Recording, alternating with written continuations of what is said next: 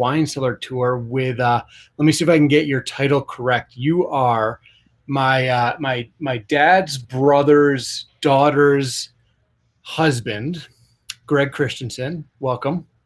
Welcome. Did I Thank nail you. it? Did I nail it there? Yeah, I think you nailed it.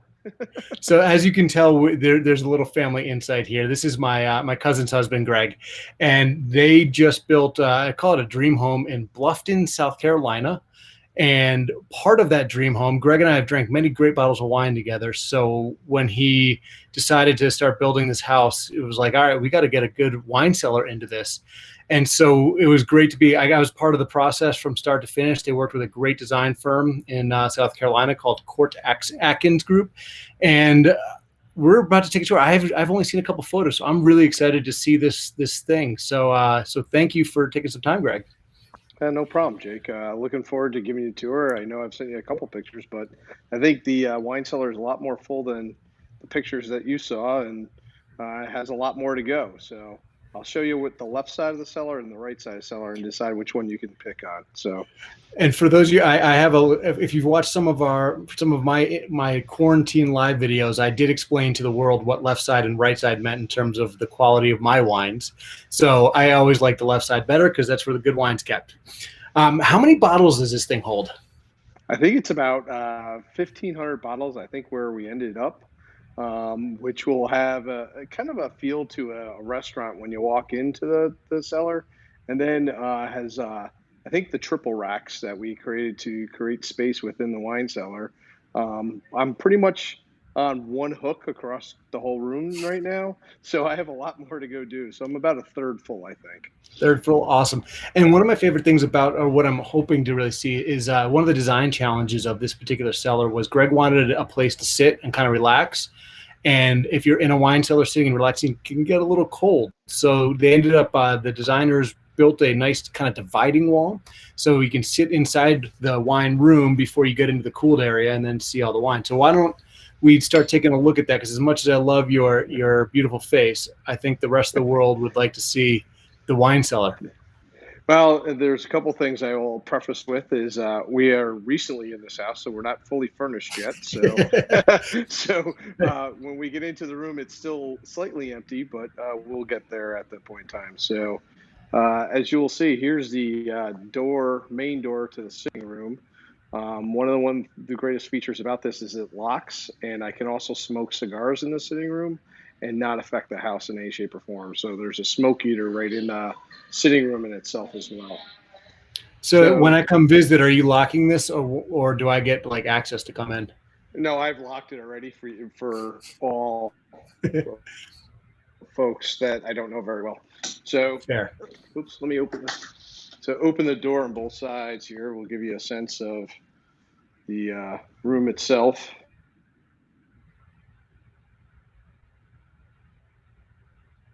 I feel like you're not getting great Wi-Fi in there. So, okay, we're back.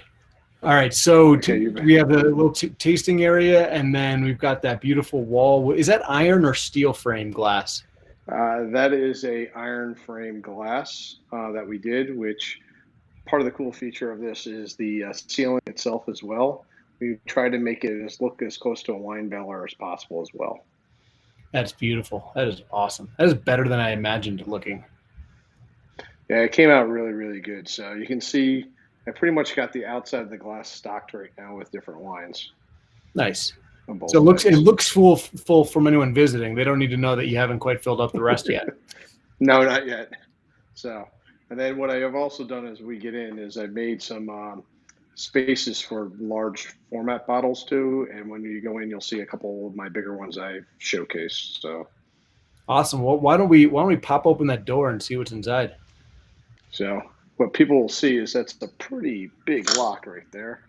You're just locking everything down. Do you not trust people in South Carolina? I don't trust my family. So this will be to the right side of the wine room. As you'll see is that you got the ceiling running through into the wine room itself. And then you'll have a racking system. So the kind of 3-bottle racking system on that side, which was attached to the steel frame on that side as well.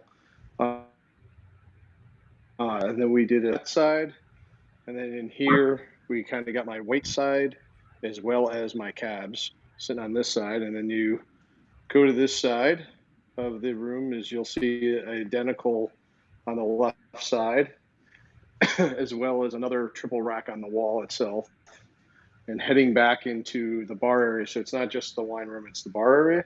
You'll see multiple racks. These are double racks, and then you'll see a full bar area in here because wine is not the only thing I drink.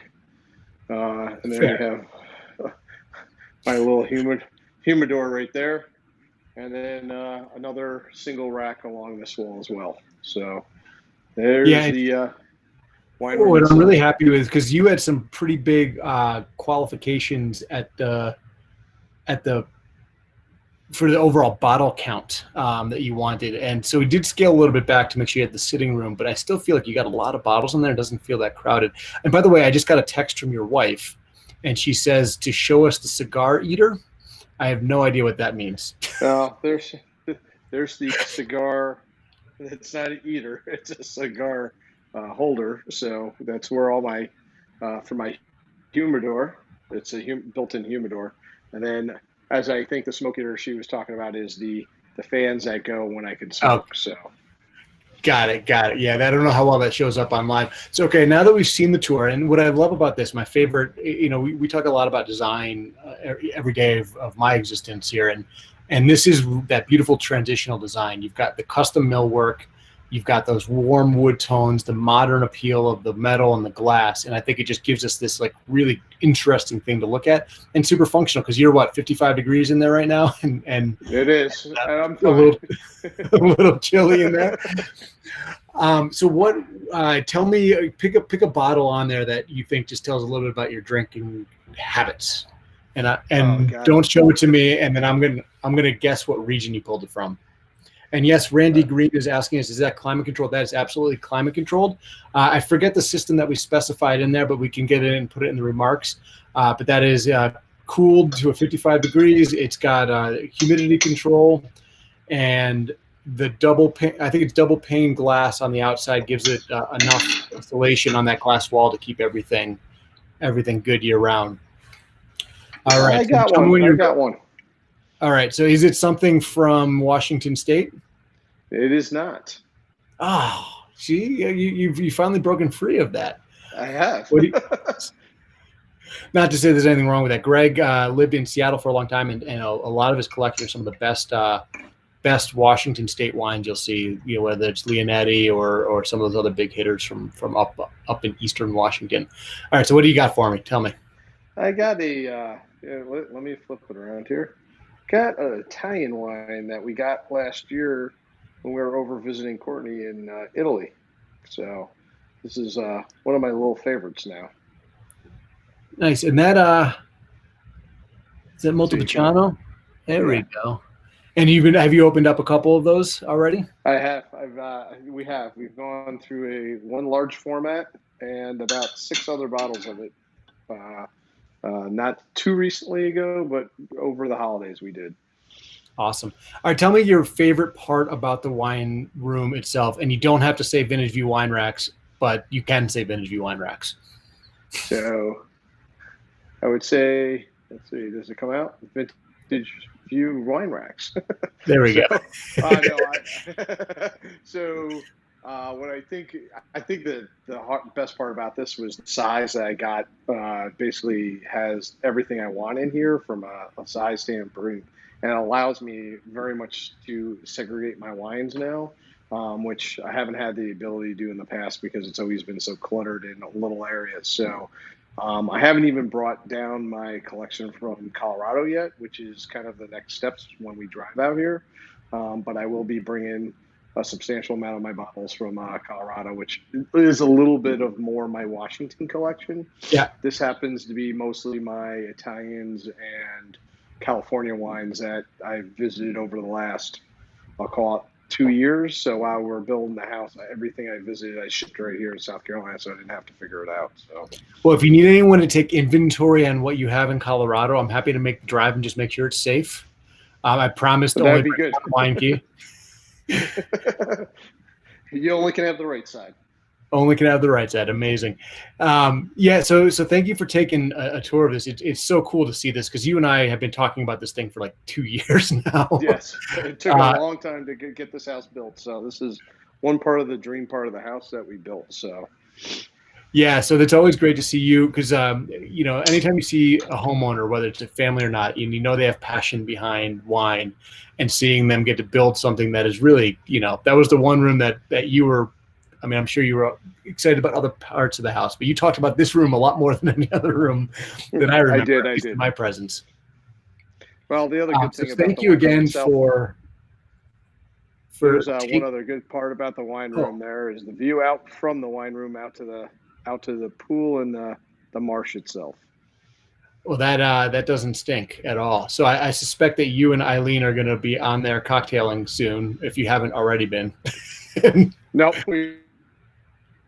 we're just starting now. So awesome.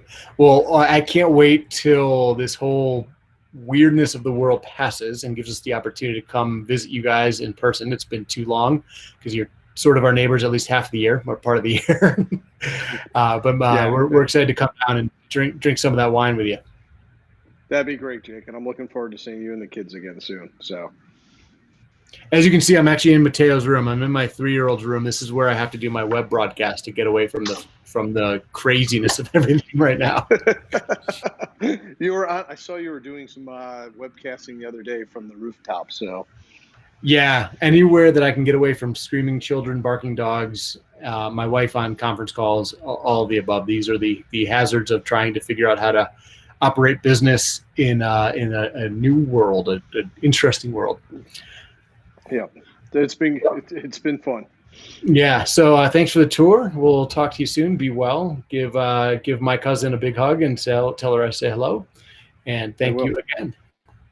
Thanks, Jake, and we'll see you soon. Bye now. See you. Bye.